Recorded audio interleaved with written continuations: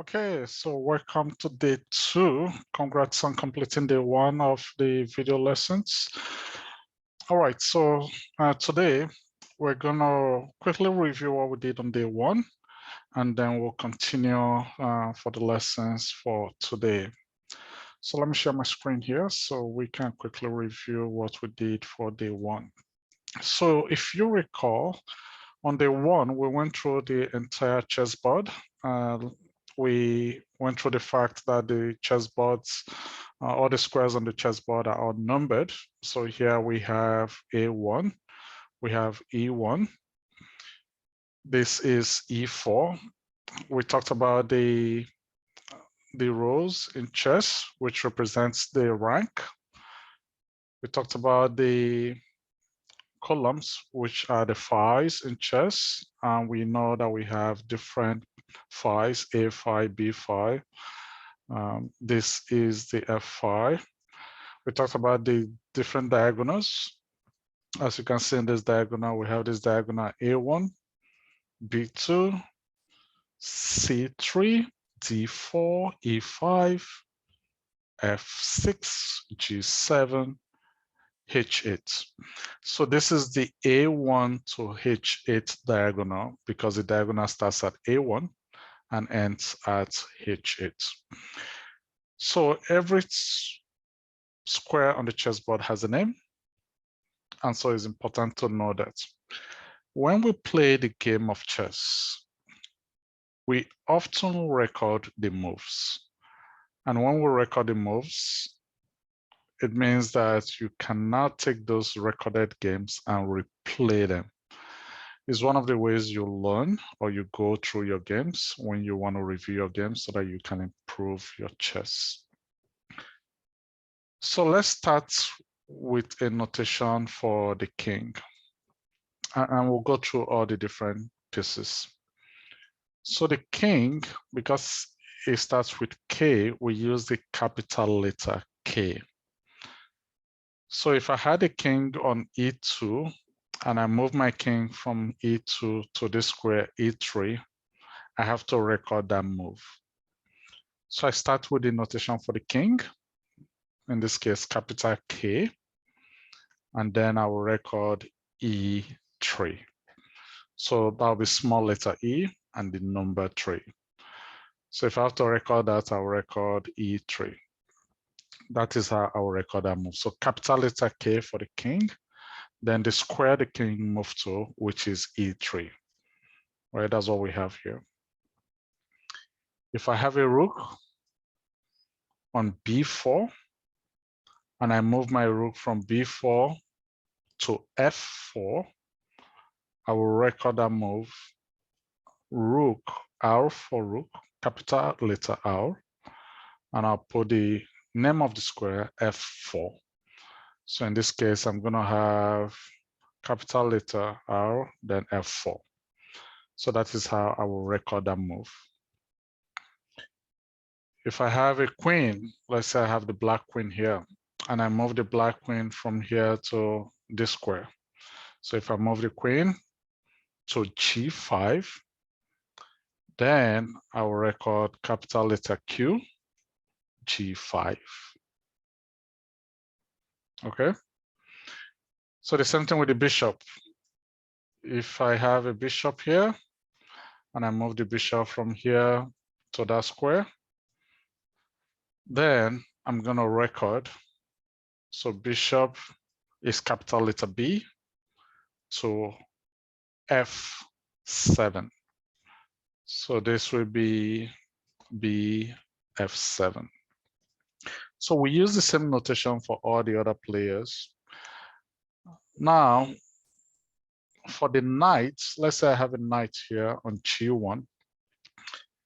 Because I've already used the letter K for the king, for the knight, I'm gonna use the letter N.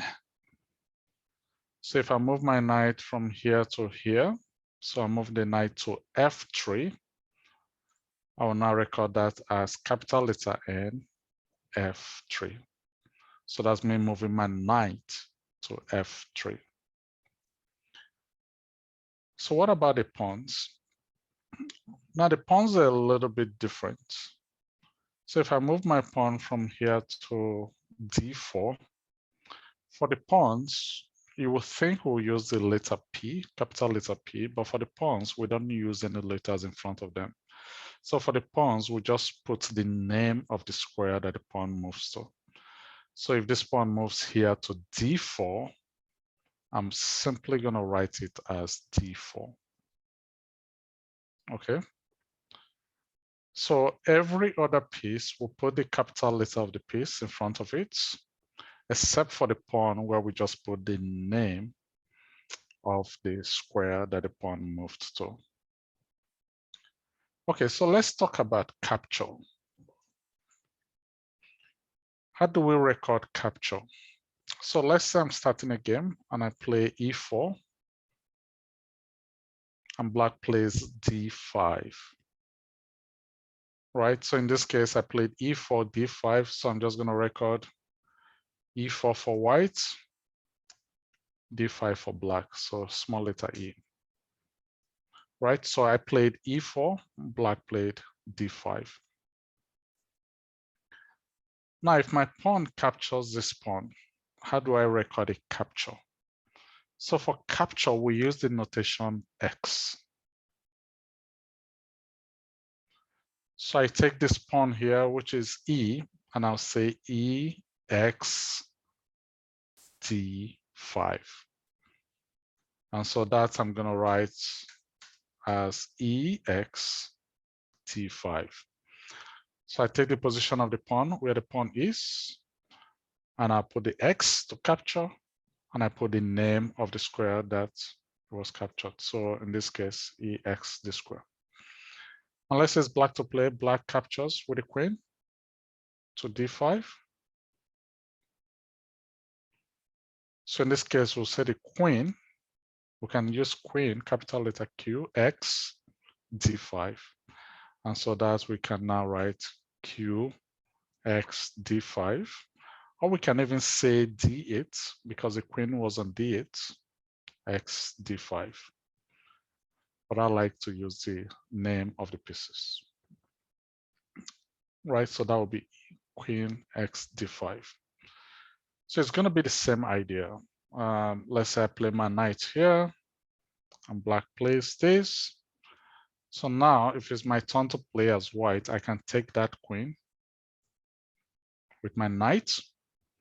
So in this case, I can record that as knight X d5, or I can do C3 X d5. But I like to use the knight X d5. So I just use capital letter N X d5 if my knight takes the queen on d5. Okay, so that's how we record the game when we play a game of chess. Hopefully that is helpful. So what I want to go through now is to quickly review the basics or the phases of the game of chess. So chess has three phases. So we have the opening, we have the middle game, and we have the end game. In the opening, that's when you're trying to get all your pieces out. And your goal when you're playing chess is to develop your pieces towards the center of the board. To first take control of the center. Right, so these are the four center squares in the chessboard. So when we are playing the game of chess, we want to take control of the center.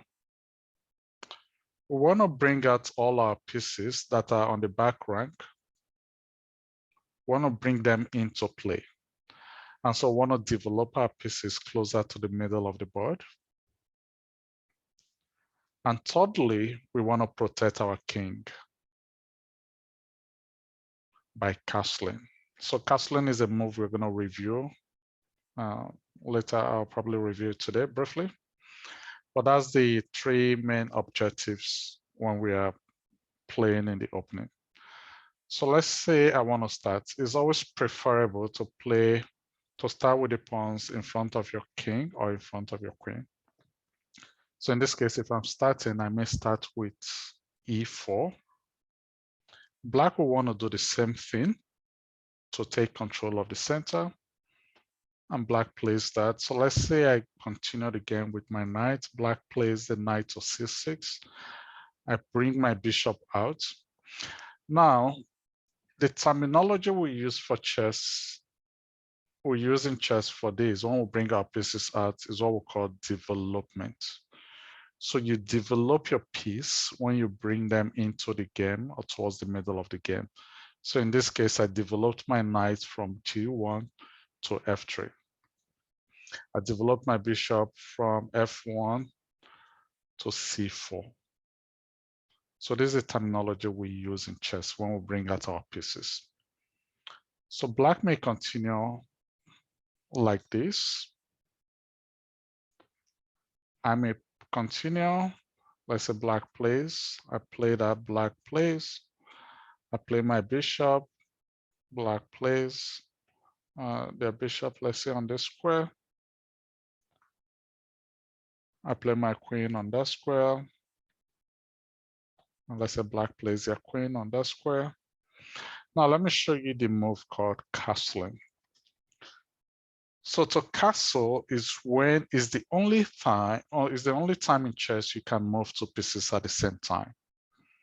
So to castle, you move your king 2 squares and move your rook directly beside it. So castling can only happen between the king and the rook. And it can only happen after you've moved all the pieces between your king and the rook.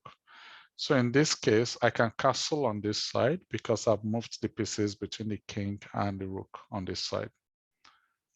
I can also castle on this side because I've moved all these pieces away. So this will be castling on the queen side. And if I castle on this side, this will be castling on the king side. So to castle, let's say I want to castle on the king side. I have to move my king 2 squares and then move my rook directly beside it. So this is castling. And let's say black castles on the queen side is the same idea. You move the king 2 squares and move the rook directly beside it.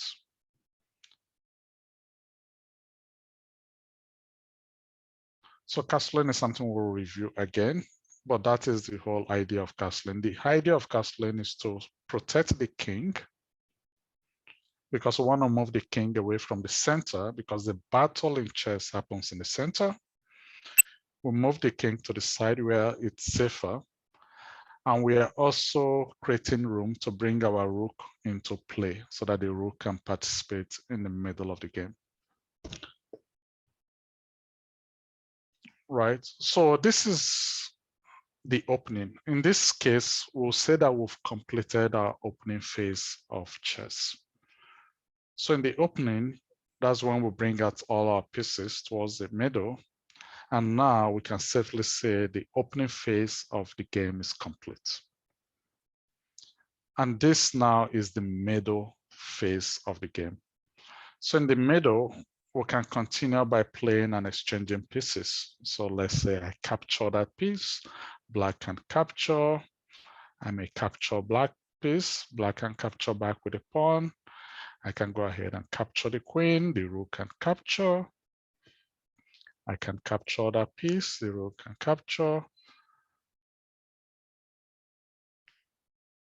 Right, I can play my knight, the bishop can capture, I can capture. Maybe black plays the rook there on that square. I can play pawn to safeguard my king. Black checks me, I capture. Black captures back and move my king away. Black plays a bishop there. Maybe I play a pawn. Black plays rook. I can capture, black captures.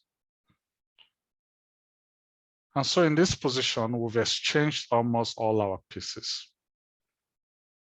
So let's say we exchange the bishops and maybe exchange a few pawns. I play that, black captures and I capture.